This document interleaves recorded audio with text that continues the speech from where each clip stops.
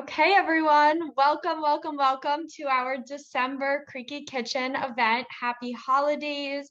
There's so many holidays taking place this month. And like we said in our invitation email, whichever one that you're celebrating, or if none at all, something in common that we all have this season is living with a chronic illness and managing that. It's always hard. I live with Crohn's disease and arthritis, and it's always hard managing the holidays with a chronic illness for me. And I hear that from many others. And, the pandemic continues to complicate these plans. And we're just here tonight to take a break from a lot of that feeling and spend some time together and celebrate in our own chronic illness way. So thank you everyone for joining us tonight. I'm Zoe Rothblatt, patient advocate and community outreach manager with Creaky Joints and GHLF. And I'm joined as always by our co-host, Corey Greenblatt. Corey, how's it going? Great, Zoe. It's always a pleasure to get together with all you people once a month. Just share our love of food and it's better. Exactly. That's what the holidays are all about, coming together over food and just enjoying in it. So we have a lot of fun in store tonight. We have Chantelle, who I'm sure many of you are familiar with, who's our resident chef here at Creaky Kitchen, who will teach a recipe from her mom, and I'll drop the recipe in the chat box so everyone can follow along. And we're also joined by Lena Andersen, who you'll hear from later this evening while the food is in the oven cooking. And Lena will, help us get through this holiday season by sharing her best tips and tricks for managing chronic illness during the holidays. So just a few logistics reminder as we get started. For the best sound quality, it's best if everybody stays on mute. And if you want to, let us know what you're thinking, if you have any questions, if you want to share any recipes, ideas of your own, the chat box at the bottom, you'll see there's a little notification. People have been writing in it, and we're just so excited to have you here. So keep your videos on if you're comfortable. If not, we feel your spirit. Chantelle, it's all you. Well, hello everyone, and welcome back to the Creaky Kitchen. Now, last year, this time, we were doing a different recipe, also from my mom, strangely enough. And I was wearing this apron, which I love because it's Tribe Called Quest, and it's also got the holiday kind of colors to it. However, and it's made by a small Black-owned business in New York. Support them, Native 90, they're awesome. But I got a little holiday cheer in my mailbox earlier this week. And in an unprecedented Creaky Kitchen moment, I'm going to change off camera. Oh wait, I'm still on camera, aren't I? I feel like we need the Jeopardy music right now. Right? Suspense. Ooh, what is it? Check it out, y'all. It is a lovely gift from the folks at GHLF. Can you guys see that? And it says Creaky Kitchen, Chef Chantelle. So my first recipe in the Creaky Kitchen attire, let's say, our official apron, will be a Raisin Bar recipe. Now, I made this last night as an experiment because the recipe comes from this teeny tiny piece of paper. This is my mom's handwriting. She had great handwriting. We were talking about that earlier, how our moms have better handwriting than us. And she wrote this down. And then when I was like 10 years old, I rewrote it in this book, which was a book that my dad brought when he moved back here, back to the States. And I rewrote it bigger because this is tiny. I can't read it. So when I was 10 years old and I was obsessed with making these things, I rewrote it. So that's what we're gonna go off of today. Because love you, Mom, but I can't read what you wrote. Not anymore. So what this Raisin Bar recipe is super, super simple. And it was written for my parents' kitchen. So the reason why I made this last night was because it said to pour the batter onto a cookie sheet. I have no clue what size cookie sheets my parents had 30 something years ago. I don't know if they were using hotel pans. I don't know if they had like a special Betty Crocker one. Did they just get like a disposable foil from the store? I do not remember. Age and my brain fog has taken that away from me. So the experiment last night was a success. I used a half sheet pan, which is over here, and it's lined with parchment. I didn't have parchment back then, so I just had to grease the heck out of the thing and pray. And you guys might not know this, but I am not, in fact, Ina Garten. She has a team of people to keep her Chicago Steels trays like pristine and like they look brand new every time you see her on TV. I'm not her. My pans have patina, and that's okay, everybody. They don't have to be perfect. And with age, all steel pans get a little bit of a golden color to them, and that's perfectly fine. It's not bad for you to eat off of it. You can put your vegetables directly on it if you want. It's fine. So I lined it with parchment. See, I'm a real person with a real pan. So I always take the parchment and I crumple it because it lays better in the pan. Don't know who taught me that, but I've been doing it since I was a teenager and it works. So in this pot, to save us some time, I have already boiled off 1 cup of raisins and 1 cup of water. It was suggested that I should do this with rum, but I decided against it. So to this pot, which I'm going to remove from the heat and put on a very fancy, it's a trivet made out of frogs. It's a ribbit trivet. Haha. That's for you, Cody. You wanted dad jokes. And to that, I'm going to add a whole stick of butter. Yeah, I'm doing it. Putting a whole stick of butter in. Butter is cold. Reason for that is it's going to bring the temperature down a bit. So that whole stick of butter goes in there, and we're just going to let that hang out, melt, do its thing. And while that's happening, I'm going to do something that rarely happens in the Creaky Kitchen. I'm going to measure things. Oh yes, because baking, unlike cooking, is more of a science. So you've got to get stuff right. Don't look in my cabinets. They are kind of organized now. Forgot the baking soda. So while this is melting down, I'm gonna put it right back on the heat, which is not too hot, so it should be fine.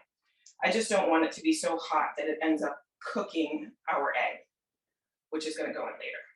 So to this bowl, I'm going to add the dry ingredients. Now, you would think that the sugar would go in there, but nope, it doesn't, because in this case, the sugar acts as a part of the liquid ingredients. Don't ask me why my culinary teacher taught me that years ago. I don't know why it is. You always put it in with the butter, it creams, it does something. It's molecular. I'm sure you can Google it. So we are going to add to this bowl 1 3/4 cups of flour. Me measuring. This is wild. Am I going to measure the right way, like I'm supposed to? But close enough. That's 1. That's 1 1/2. And 1/4. And I always think I undermeasure, so I put like a teaspoon extra in. But it's close, trust me. Then to that, we're going to add a teaspoon of baking soda. This is our baking soda. I should have poured it somewhere else, but that's okay. And the baking soda is going to act as our leavening agent. It's going to make this rise in the oven, if we can get it out. We'll do like that. There we go. We'll put you back in later. And then our spices. So it's heavy on the warm spices, so it's a teaspoon of cinnamon. And I've already taken off that annoying little shaky thingy, so that's how I got the good access. Teaspoon of cinnamon, 1/2 teaspoon of nutmeg. Now nutmeg, I use a fresh nutmeg, whole nutmeg like this. So I'm gonna just grate it and kind of eyeball it. And you guys have seen me grate nutmeg before. Microplane on the side of the bowl, hold it securely, and just kind of eyeball it. Oh, it smells so good. That's good. Throw that back in here. Oh, that's not good. We'll figure out where that goes later. And then a dash of cloves. Now cloves, I get whole, like this. And you usually see them, like if you see like someone that made like a roast ham and they stick the cloves inside of the hash marks and maybe put pineapple on it and stuff like that. Well, cloves are great in baked goods, but the way that I prefer to buy them is whole, and then I grind them. This looks like a coffee grinder, but it has never been used for coffee because coffee will leave coffee oils on the inside of the grinder. No matter what you do, you can't get them out. So I took some cloves, I ground them up in here, and then you just kind of flip it upside down, pat it, boom, cloves. Cloves are really, really, really, really powerful. So the recipe calls for a dash of cloves. I don't know what a dash is. How much is a dash? I don't know. But I'm gonna go with about a little bit shy of a quarter teaspoon. And now I have extra cloves left over. I'll probably put those in coffee tomorrow or something like that. You're gonna get clove coffee this weekend. It's exciting. And then we're also gonna, first thing I'm gonna do is whisk this together. Now you can, if you want to, go ahead and use one of these thingies. They're kind of old fashioned, and run it through, and that's a good way to sift stuff. But if you're having a bad hand day and you can't really make this motion happen repeatedly, a whisk. Learned it in culinary, easiest thing to do, just whisk it together. And it basically distributes the ingredients just as evenly as if you were gonna use one of those sifters. Oh, almost forgot, a pinch of salt. We used to, at my parents' house, only have salted butter. I don't really purchase a lot of salted butter anymore, so I'm gonna amp up and put just a little bit more salt than a pinch, only to kind of like counter for that. And we put salt in sweet things because it makes your tongue kind of like open up, pop, and it makes everything taste sweeter. So there's that piece. Now, to our pot, which has almost completely melted the butter. We're gonna give it a little bit of a help. Right now, we are gonna add our sugar as soon as this one little tiny piece goes down. Yeah, what is everybody's favorite healthy snack? Because this is far from it. Thank you, Corey. So here's our sugar. And how much sugar are we adding on? A cup. Easy enough. That's 4 of these. I know how to measure. 1, 2, 3. Running low on sugar. Oh no, I have some more in the pantry. Okay. There's our sugar. And we're off to the raisins. Like I said, the sugar is going to go in with the butter and the raisins and make this kind of like a slurry. And it also helps to melt down the sugar a little bit so it's not so grainy when you toss it in here. So what's the other? Okay. We're going to add in our nuts. And I like to toss them in the flour so that they don't sink to the bottom. Easy trick. Works when you're making blueberry muffins too, or cranberry orange muffins. Toss whatever the weightiest thing is in flour in the dry mixture before you add in the wet. So we're gonna add in our slurry here. And the last thing we're gonna add is gonna be the egg, because we want it to cool down and not cook our egg.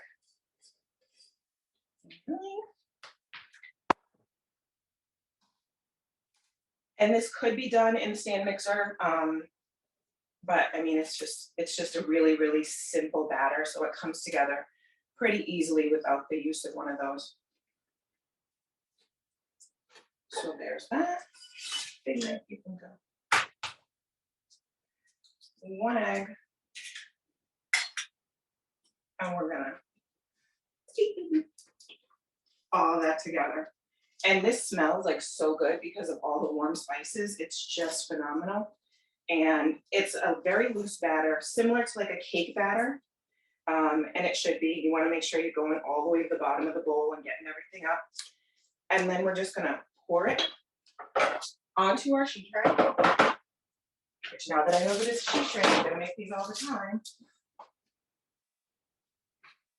And it's that simple. Right on the sheet tray, and it doesn't look like it'll be enough, but these are bars. So you're thinking like maybe like brownie or blondie height, not like a cake. So we spread that all about. And the parchment paper is going to make it so that this does not stick to anything. It'll be really easy to get up. And remember, we have that baking soda in there, so that's our leavener, so it is going to puff up some. So we just want to run it as close to the edges as we can, which is pretty close for this one. And just make sure that it's, you know, even throughout. If you have an offset spatula, you can use one of those too. I just figure why dirty two things. And then we don't waste anything. That little part in the middle that looks like it's a little bit balding, a little challenged, we just throw that there. Perfect. And these go into a preheated 350-degree oven for about 20 minutes. I'll check them at about 17, 18 minutes and just see if they're set, but they're gonna turn like GBD, golden brown delicious. And that easy. So take it away, guys. I'll be back. Thanks, Chantelle. I love that trick about putting the nuts in the flour. That's so cool. I never knew that before, so thank you. And I saw we got a question while you were cooking. It says, what can you use as a replacement for eggs? Corey had answered that if you have ground flax seeds, you can combine 2 tablespoons of that with a teaspoon of water, and that's a good egg substitute because it will have a similar effect when baking that an egg would have. So just cool for anyone that was curious. And before I turn it over to our guest segment, I wanted to take a second to do a commercial break. We love to tell you all about new happenings at GHLF and Creaky Joints, and you're sort of the first ones to hear about this, so really exciting. Just yesterday, our latest podcast launched called Breaking Down Biosimilars, which is about biosimilar medications. And I'm really excited because I'm actually the co-host, so it's a little plug for myself. But I'll drop a link in the chat so you all can listen. Basically, this podcast features 3 people living with arthritis, doctors, researchers, pharmacists, and we basically just go through, you know, what's a biosimilar, how's it different from a biologic, what do you feel like when you're taking one, what's been people's experience switching, how do they get approved, just everything biosimilars 101 that you would want to know. So definitely tune in. I dropped the link in the chat and it's all out there if you want to binge it this holiday season. I know I've been having fun binging some good TV. So thanks everyone. And now, while those delicious raisin bars cook, I want to introduce Lena. So Lena is an award-winning writer and rheumatoid arthritis advocate living in Toronto, Canada. You may recognize Lena from some Creaky Joints Canada articles. And she's born and raised in Denmark. She has autoimmune arthritis since childhood and has used a power wheelchair since her teens. She has a master's degree in social work and writes books about living well with RA and other types of chronic illness. So Lena shares her home with a cat and too many books. Hi, Lena, welcome. Thank you for joining us tonight. How are you? Not bad. Thank you so much for having me. I've been looking forward to this. Awesome, thank you. So I'm actually going to put your latest Creaky Joints article in the chat because as some of you must have seen that Lena recently wrote a Creaky Joints Canada article about what the pandemic has taught her about, you know, just this season and the holidays and learnings from it. So we said, okay, we have to have you on CreakyKitchen during our holiday celebration. And here we are. I love the festive outfit. I put on a bit of a red sweater myself to get in the spirit. So I'll start by asking, you know, how's your holiday prep going? Do you have any plans this season? Well, at the moment, we're kind of keeping it a little loose. We have decided to go ahead with the plan of our usual Christmas. My family celebrates Christmas, so we've been deciding to go ahead with that and just kind of keep an eye on what's going on, with kind of an acknowledgement that things could change. Last year, we spent, instead of having dinner and all meeting at my mom's, we we had a very short visit shivering on an empty playground, which was not fun, but at least we got to see each other. So here's hoping it'll be different this year. Yes, here's hoping. So speaking of COVID and what's different this year or last year even, what has COVID taught you about the holidays? I think it's reinforced a lesson that I've been trying not to learn for a while, is that all the accoutrement, whether it's, the tree and the presents and the decorations and the singing and the meal and all of that, that it's really optional, that really what the only thing that truly matters is the people we love and being able to spend time with them. Like all the peripherals are wonderful, but I think we've all had a really hard lesson in that most things are optional.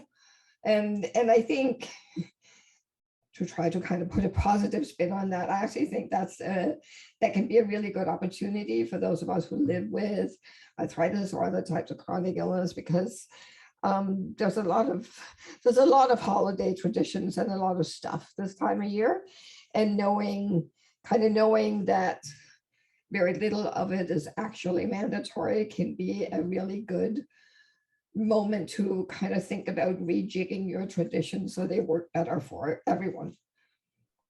I love that. Definitely giving us permission to say no and take a step back. And yeah, I mean, just being with each other is really what it's all about. And that's why we also have events like this tonight, just to, gather together and share in the fun. And it doesn't have to be a big celebration. Even virtual stuff is really fun.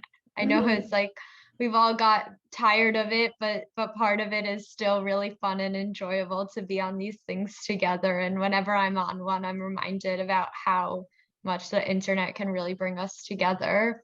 Oh yeah, I think there's moments like this, but there's also simply the fact that in my family, we do a weekly Zoom on Sunday morning, and we never did that before. So we're actually seeing each other and talking to each other much more as a whole family unit than we did before. So I think I know it feels a little strange to say there's a silver lining to the last 2 years, but I think there are a few silver linings, and one of them has definitely been being able to spend more time with my family. Totally. So in thinking about, finding silver linings, what's your advice for enjoying in the holiday fun when you're just downright not feeling good? Well, I am going to plug myself shamelessly for a moment. A lot of my tips come from this book, which I love this cover so much. I didn't design it, but I love the cover. It's called Chronic Christmas, Surviving the Holidays with a Chronic Illness. And it's really like, there's a lot of tips in there, but the basic one is focus on what makes you happy. And it's sort of like the Marie Kondo of the holidays with chronic illness is, does it give you joy? I have this theory that life is like a purse. And if you have a purse, you know what I mean, that it doesn't matter how big or how small it is, it gets stuffed to the brim. And then you get the holidays, which is very exuberant. But if your life is already stuffed to capacity, then you add this very busy holiday. And I think it's normal for it to become very stressful and forget like why we're doing this, even though every Christmas special out there tells you why. So for me, I think it's very much about focusing on the joy, but also planning. And I say this as I mentioned before we went live, I am a stationary nerd, which means if you do any kind of bullet journaling, you know what it's like. It's takes over. But I also think that planning ahead is something that we're kind of forced to when we live with a chronic illness. Like just the act of pacing yourself, which I don't know anybody who's good at pacing themselves, but I'm trying to learn, involves planning ahead. So I think it's, if you kind of approach the holidays with a planning hat on underneath your Santa hat, it keeps you from doing things and agreeing to doing things spontaneously that you may not be able to follow through on. And I think planning ahead helps me cancel less which means I'm happier because canceling makes me feel really upset. So, I think, should I just keep talking? Because I can keep talking. Yeah. Okay. I I think everyone would be happy to hear you keep talking. I hope you Okay. can see the chat, but everybody is complimenting your book and saying how helpful your writing is. Oh, So wonderful. I'm sure that your talking is just as helpful for Okay, everyone. all right. So I realized I was getting sidetracked. I tend to do that. But I think like getting back to focusing on what you love. And I think there is, as I mentioned, I think in that article I wrote, that it's a really good opportunity to kind of sit down with everybody who's involved in your holidays and say, okay, what's essential? What is it that's kind of quintessentially the holiday you're celebrating? And you might find out there's a whole bunch of stuff that people are doing because they think it makes everybody else happy. And you might find, for instance, nobody actually likes cherry pie, or nobody likes something else, right? And then it's like, well, we've been doing this for the last 10 years. Why? And I think getting together and kind of writing down what are all the things that are involved in your celebration, and make everybody pick the one that's the most important. Like in my family, we had a conversation about this last weekend's call, and like for me, it's because I'm from Denmark, we celebrate on the 24th in the evening, and we'll have it's the best meal of the year, and then we'll sing carols before we open presents. And for me, the carol singing is the best part, not just because I love the songs, but also because none of us can sing, so it becomes very, very funny. And like for my sister, it's the gravy. For my mother, it's having all of us in the house. It is, so there's certain things, but it turns out that there are certain things that we do that nobody really cares about. So deciding to either say, okay, you can just not do it, or if there's certain things that are important to you, finding maybe an alternative. For some people, is maybe not about the food, it's about, so you can order in. So if it's just about being together, maybe you can order in instead. That would make it a lot easier. So I think that's part of it, is maybe KonMariing your holidays and finding out what is the essential part. I love that. That's honestly really good advice just in general to, sometimes take a step back and think about why we're doing the things we're doing, and what's important to us, and filter out some of the less important stuff. Yeah, I think a lot of times we just get used to, well, this is the way we've always done things. I think having a chronic illness is an excellent opportunity to kind of clear the clutter in your life, and figuring out, is this actually necessary? Is this, even if something works 10 years ago, doesn't mean it works today. So thinking about that clutter, you mentioned, planning ahead and really having a plan going into the holidays. What's your advice for delegating? Sometimes it's so hard to ask people to help, and just figuring out even where to start with cluing people in and letting them be part of it. What's your advice there? I think, well, in a lot of families, creating the magic of the holidays tend to fall on one person mostly, which is hugely unfair when you think of it, but that's certainly been the case in my family. Like my mother has been solely responsible for the magic, and she's done such a good job my entire life, but she's in her 80s now and can't do all of it anyway. And I think, like, if anyone out there listening, if you're the person who does most of the holiday prep and kind of is the person making the magic, like, we need to talk, because it doesn't work for you if you have a chronic illness. I think there can also be a lot of emotion involved in admitting to yourself and to the people who are important to you that you can't do it all yourself. But I think it's important to remember that what makes the holiday special, and we know this now because of the last 2 years, is that everybody is there. And if you worked so hard that you have to go lie down and you can't be there, then the only memories that people carry forward is that, well, the meal was lovely, but you weren't there to around the table. So I think look at it not in terms of the need you may have to not let chronic illness stop you, but look at it in terms of what are the important memories you want to create. And so in my family, we have moved kind of the responsibility for doing the Christmas thing and like the practical tasks down to the next generation. So that's me, my sister, our partners, friends who are part of Christmas. And it takes like 5, 6 of us to do what my mother used to do on her own. So that tells you how good she was at it.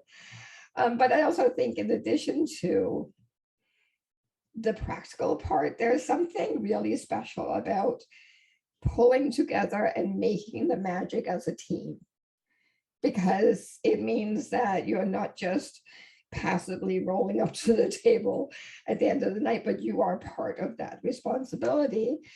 And it also means that some of that magic gets passed on, because if we hadn't started doing this when my mother was still able to be part of it and kind of tell us what to do, all these great recipes would have been lost. Like, I know she can't live forever. I would like her to, but she can't live forever, right? But I think that's part of it too, that if you have kids, how are they going to continue your traditions that mean so much to all of you if they don't learn? Which is why I think it just makes sense to do it as a team.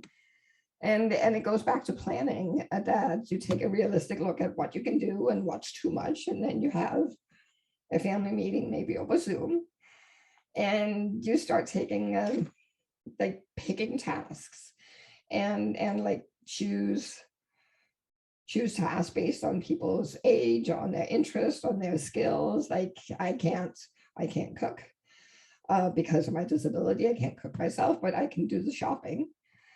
And you know, my sister goes to a German deli to get the right things, and then we all meet early at my mother's and cook the meal.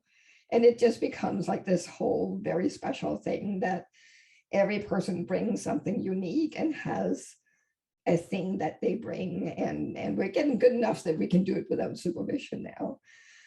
So in my family, we actually met in November and decided to get a spreadsheet going and just distribute tasks. And the goal was, because all of us also work, that have all the, you know, like the non-perishable stuff or the decor and all of that, have that done by the end of November, which we did, which means this month has been much less stressful.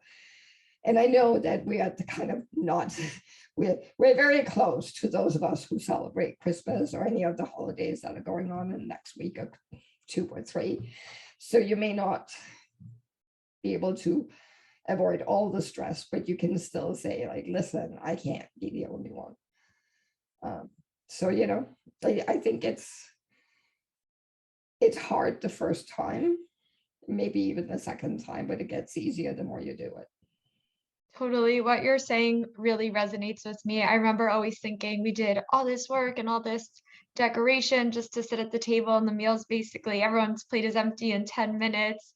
Was it all worth it? And then, you know, slowly I came to realize that most of the memories are really in the whole day and the whole time before preparing. And it really also does extend the holiday, which is nice. Sometimes you feel like, oh, the holiday came and went, how dinner flew by, wait, where did it go? And when you do like what you're talking about and spend time before, it really does extend that cheer and makes you enjoy it more, and the memories are just, you know, really stick with you.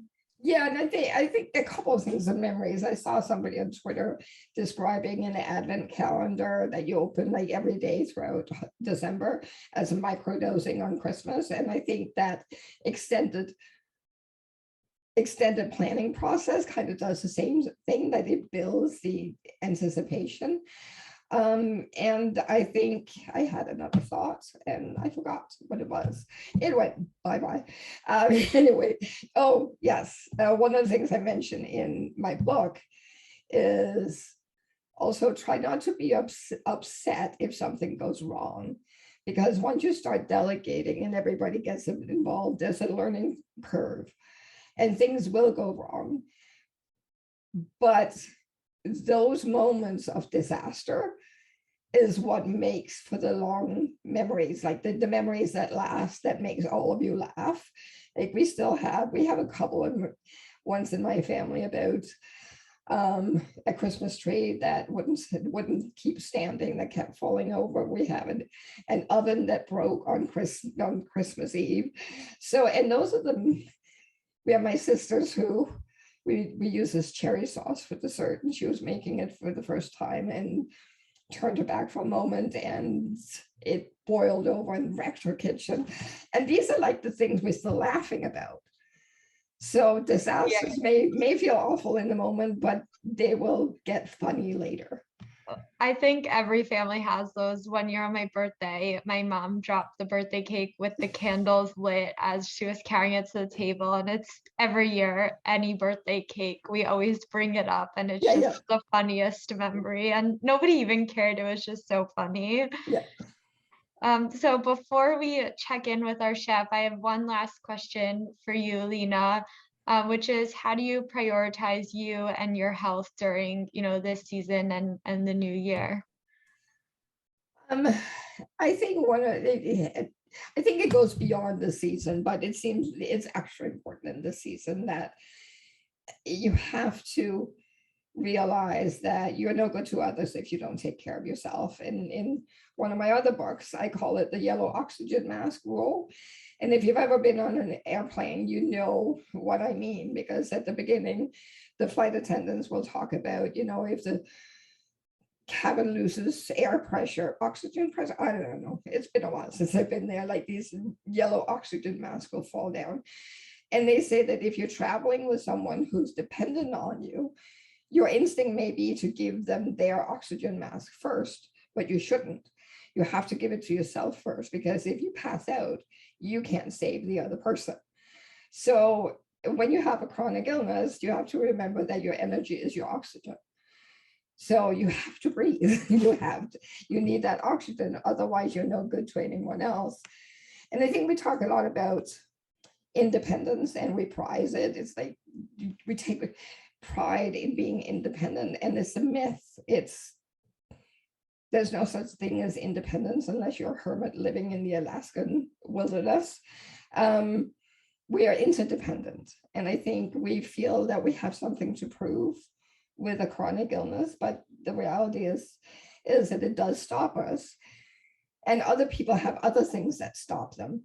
Like it's not something that's unique to us. And I think talking about what are your limits, what are your barriers, like if you have friends with small children or you have small children yourself, you know that you don't go anywhere for the first several years of their lives because finding a babysitter is next to impossible. So everybody has a barrier. And I think finally talking about it can be a very loving act in creating space for people not to be perfect. So it's I think the overall underlying thing is not only that you want to be part of it, but that has to be it. That if you make a decision to not do something, will it help you to be part of the whole celebration? And that's the important part. Well, thank you so much for your advice. I saw everyone in the chat was really excited to have you on and is really grateful for your writing and your words tonight. So thank you, Lena, and happy holidays to you and your family, and hopefully no falling leaning Christmas tree this year. So I'll turn it, Corey, how's it going in your kitchen?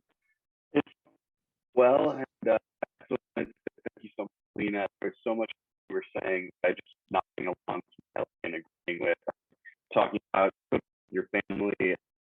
Some of my favorite memories of cooking is learning lots of dad during Hanukkah and just kind of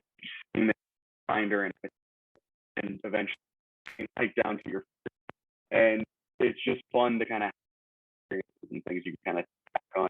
And I mean, you said about your own health is good for kind of doing anything. Everyone can kind of rest here. So thank you so much. And thank you for being here. And Chantelle, you the radio. I pulled these out a couple of minutes ago. They're still a bit warm. The whole kitchen just smells so good though. I can't even, it's intoxicating. So I wanted to kind of piggyback on. So two things. Several years ago, well, oh boy, this has to be right before Andre and I got married maybe. I decided that I was going to host my family here at our apartment, which is a 2-bedroom apartment in Boston. It's not huge, it's a good size, but it's not huge. And I forgot that when I invite my mother's side of the family, I forgot how many brothers and sisters she had, and I forgot how many kids they had, and I forgot how many kids they had. And something that I thought was just gonna be like me, my fiance, my grandmother, my mom, couple of aunts, maybe a few cousins, it exploded to about 40 to 50 people pretty darn quickly, not including kids. And the kids found my shoe closet, which has levels, and thank God for Victorian construction, because otherwise we could have had a total disaster on our hands. And as far as disasters on our hands go, I almost dropped the turkey. Thankfully, one of my other cousins had a mitt, and then her brother, my other cousin, PJ, is a chef. So as I'm like trying to like break down a turkey, pull out a ham, I'm also like what was I thinking? I'm trying to make gravy a la minute. And it's breaking and I'm having a panic attack and my cashmere sweater has turkey juice all over it and I'm just utterly embarrassed. And my grandmother is sitting there and I'm pointing exactly where she was sitting and she's like, "It's okay, baby, don't worry, it'll all work out. I can wait, not a problem." And then like out of nowhere, and I didn't even know he was here, my cousin PJ comes in and was like, "Gravy?" I said, "Yes, if you could help, that would be really helpful." And he goes, "Yes, chef, I got you." And he finished my gravy, he finished my cranberry sauce, he strained it. He was awesome. Shout out to you, PJ, you're a man. I love you so much. Can't wait to cook with you again when we can all be together. Anyway, this Thanksgiving, I decided to do just me, my husband, and I would do takeout plates for people. And my husband was so sweet and he helped me out and he was like in the kitchen with me, kind of like shoulder to shoulder the whole time. And, you know, I spaced things out over several days, which was the smart thing to do. However, he got to see how much there was over those several days. And on that Thursday, he turned to me when we were, you know, over the stove doing something, probably making collard greens or something. And he said, "Wow, this really is a lot of work." And I realized for all these years, I have never let anybody else into the kitchen when I'm preparing a huge meal. I'm just like, get out, like, come do dishes, like, leave me alone. I got this. And this year it was a completely different thing because the next day, that Friday, MIT is closed. So I had the day off. And normally I would be out for the count, KO'd, asleep for the whole day. Miraculously, I was awake by 8:30. I didn't feel terrible. And Friday is the day that I inject my Actemra. So, oh my goodness, whoa, how? And I realized it was because I took help and I accepted help. And so going into the next round of holidays, be that, you know, Christmas and New Year's and everything, I'm gonna keep that in my head that it's okay to accept help. Anyway, I did all that vamping to get these to cool down enough so that I could cut them. So here are Raisin Bars. Can you guys see them right there? They're really hot, but I will bring them up a little bit. I know some people hate raisins. One of my dear friends, Tara, is very upset that this is the recipe for the night because she hates raisins so much. Probably because she believes that they should have been made into wine, but that's another conversation for another day. So I'm just gonna cut a couple of these so you can see them. These are great with ice cream, especially like this warm out of the oven. And they're great for gifts. They transport really, really well. Everybody likes the edge. And just no judgment, because the first one's the hardest one to get out. Oh, it happened. This is mine. Oh, I dropped it. See, live TV. But oh my god, so good. So here you go. It doesn't look like much, but trust me, it packs a punch with flavor. It's got a ton of cinnamon. Oh, the crumb is really, really nice because of that baking soda that we put in there. You can see it puffed up a bit. And I'll show you this because, like I said, I made a bunch last night. Hold on. Great for gifts. You throw them into your standard little container, put a little bit of paper towel on top because they are moist and you want them to stay that way, but you don't want them to like get funky. So you put a paper towel on top, package them up, put a bow on them. Don't put a bow on them, doesn't matter. They're gonna taste good either way. The bow has no bearing on the flavor. But these are great for gifts. I have 3 containers packed up over there on my kitchen table, and those will be sent out as gifts this week. So I guess that's all I have for now, and we won't see you guys for the new year. So happy New Year to everyone, and I, hope you guys all enjoy all the holidays that are ongoing from November through January 1st. So thank you guys so much for coming back to my kitchen. Shout out again to Corey and Zoe for my awesome CreakyKitchen apron. It is so dope. I love it. And very high quality too. I think this is a small owned business too, small business, but it's really, really nice. Love it. Love the support of the small business. And thank you guys so much again for coming to our kitchen. Chantelle, it's so good. I can't wait to help and throw vanilla on top of it. It's just perfect. Thank you for joining. We're going to be going on another short break over the We'll be back in the new year. And in the meantime, you're always welcome to email myself or Zoe for more ideas that we can do starting in next year as we look to continue this amazing journey we've been on. So again, thank you so much. Happy holidays, happy new year, and have a great night, everyone.